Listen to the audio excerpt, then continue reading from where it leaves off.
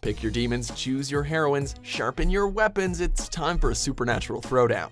Welcome to WatchMojo.com, and in today's versus battle, we're pitting two guilty pleasure action franchises in a head-to-head battle, Underworld versus Resident Evil. Both are juggernauts of the sci-fi horror action genre with their own quirks, female badasses, and penchant for lots of bloody destruction. Is that all you got? Because if it is, I'm gonna have to kill you. With both franchises about to have new entries lighting up the silver screen, it's time to see which one stands tall over the other. If you want to win this war, you will need to go further than even a warrior of your renown has ever ventured before. One thing though, this is gonna get a little gory, so we're slapping the mature content warning on here. 5 rounds, 1 winner, let the mayhem begin.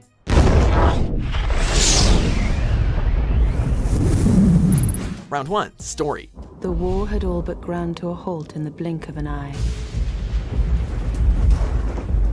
Lucian, the most feared and ruthless leader ever to rule the Lycan clan, had finally been killed. On the off chance that you're not sleeping between action scenes, you get some pretty good storylines that have helped build both franchises. Underworld focuses on a war between the vampires and Lycans, aka werewolves, that has lasted for centuries. At the forefront is Celine, a death dealer, who discovers a shocking truth behind her creation, leading her to battle her own kind, that's vampires by the way, in addition to the Lycans she was bred to kill. Lies. The story hasn't just focused squarely on Celine, as the series has taken time to explore the war's roots and progression throughout history, as seen in Underworld: Rise of the Lycans. It's a vastly rich narrative that just keeps building and building. We can choose to be more than this! We can be slaves! Or we can be Lycans! The Resident Evil films are a bold departure from their video game counterparts. At the beginning of the 21st century, the Umbrella Corporation had become the largest commercial entity in the United States. 9 out of every 10 homes contain its products. After the supernatural T-virus gets loose in Raccoon City, it spreads worldwide, bringing about a zombie apocalypse. Enter Alice, a former Umbrella Corps security officer who spends most of her time evading and tearing apart the undead while dodging her former employers. I'm not sure I want to remember what went on down here. While several characters from the video games have appeared in the films, the departure from the rich storylines of the video game universe hasn't been met with wide acclaim. In fact, few fans of the beloved video game series are happy with it. Sure, it's original, but not nearly the kind of story Resident Evil diehards would have wanted to see. What makes you think I care? While Resident Evil has an interesting enough storyline, it's not very faithful to its source material, and Underworld's overall narrative is arguably more multifaceted. Round 1 goes to Celine and company. Winner, Underworld. Anything I've done can be laid at your feet. Round 2, monsters. Wait. Horror films should never be without a bevy of nasties to shoot at. The Underworld franchise is home to 2 classic monsters, vampires and werewolves. And when it comes to variety, there isn't much to be found. Sure, we'll see a transformed vampire elder or a souped-up Lycan every now and then, but these creatures of the night are pretty much standard fare, and tend to spend a lot of time in a more attractive human form as opposed to monster mode. That said, those Lycans though, man, you wouldn't want to be locked in a room with them.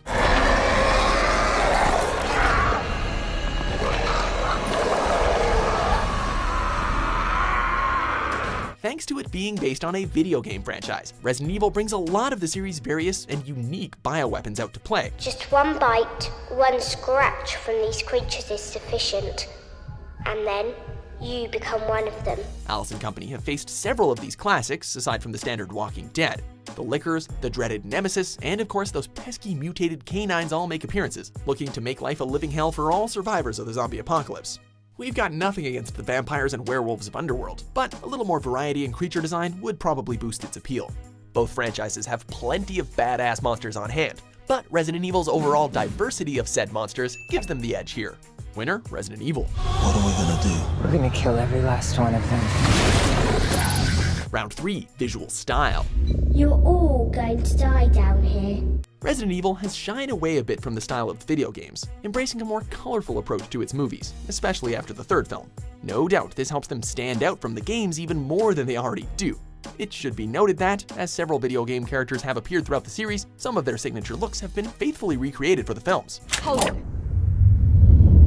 What do you think you're doing? Jill Valentine's Resident Evil 3 costume and Ada Wong's iconic and sexy red dress from Resident Evil 4 have made welcome appearances on the silver screen. I don't work for Umbrella anymore. And neither does Albert Wesker.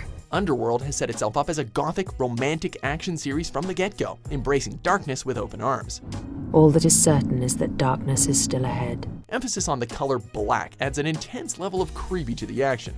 You may have an idea of what might pop out of those shadows, but the actual terror never ceases to make us jump out of our seats in fright.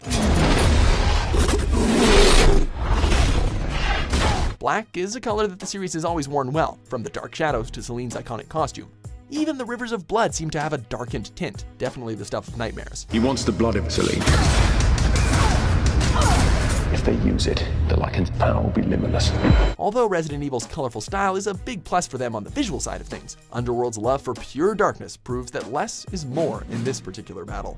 Winner, Underworld. And if you bit me, what, I become a vampire instead? No, you die. Round 4, action scenes. This is the stuff that keeps you coming back to the movies. The explosions, the raining bullets, the bloody, endless gore. No matter which of these two series you choose, you're gonna get plenty of that and more. In the Underworld series, we've seen vampires and Lycans clash with both modern and classic weapons. The weapons had evolved, but our orders remained the same. While the weapons have evolved, as Celine says, some of the more supernatural tropes are present as well, from super speed to some good old-fashioned kung fu fisticuffs. I mean, whatever kills faster and makes the biggest mess is preferable. You find her, and you destroy her. Resident Evil, on the other hand, has always gone for a more bombastic, over-the-top approach. Just don't do anything crazy, alright? Nothing as crazy as what you have in mind. When bullets fail or run out, there's always a massive explosion or a knife that somehow gets the job done quick. And we haven't even gotten to the psychic powers that have dominated some of the later films. Alice's DNA bonding with the T-virus has produced some interesting results in battle. She can set the sky on fire or tear a hallway apart with a psychic attack, and that's just scratching the surface.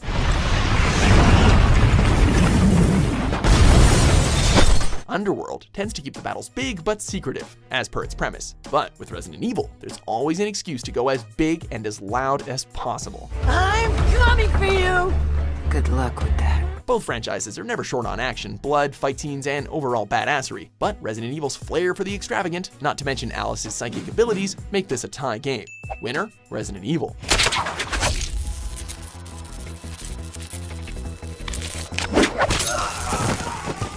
Round 5, main heroine. My name is Alice. And I remember everything. Alice and Celine are both iconic figures in this new generation of sexy, badass heroine protagonists. Alice has been fighting the good fight against the hordes of the undead for a long time since Raccoon City was destroyed. You could almost say that her bond with this fight runs deep within her blood, because, you know, she's got the T-virus in her system. Somehow you bonded with the T-virus on a cellular level. You adapted it, changed it. You became magnificent. I became a freak. Rather than make her an ugly, misshapen husk, as we've said before, the T-virus actually grants Alice amazing powers, from increased agility and strength to some unexpected psychic abilities. Plus, she has a sweet wardrobe for the end of the world. You mean this could all end? Much like Alice, Celine has been fighting her own war for centuries, with all the perks of being a vampire. Speed, strength, deadly combat skills, and the ability to look incredible in leather. They kill you too just for helping me. I know. Over the course of the films, Celine has fought both the Lycans and her own kind, and she's quite good at taking care of both. There is time dedicated to getting to know Celine herself, exploring her history beyond the monster slaying. For 6 centuries, I was a loyal soldier of the vampire clan. But I was betrayed. This extra bit of backstory gives her an edge here against Alice, who we don't really know that much about even after several movies. Alice, what happened to you? Here, the death-dealing beauty delivers the killing blow in this showdown. Winner, Underworld. Instantly. I'm counting on it.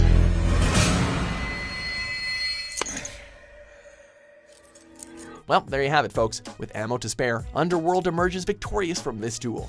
Resident Evil may have the boom and monster variety going for it, but Underworld's dedication to building its lore, atmosphere, and that death-dealing goddess known as Celine gave it the sharper edge needed to pull out the win. I said I would. So, not the outcome you expected? Which franchise do you think stands tall over the other? All that strength, but no will to use it. What a waste. For more action-packed videos published every day, be sure to subscribe to WatchMojo.com. Allegiances will be made.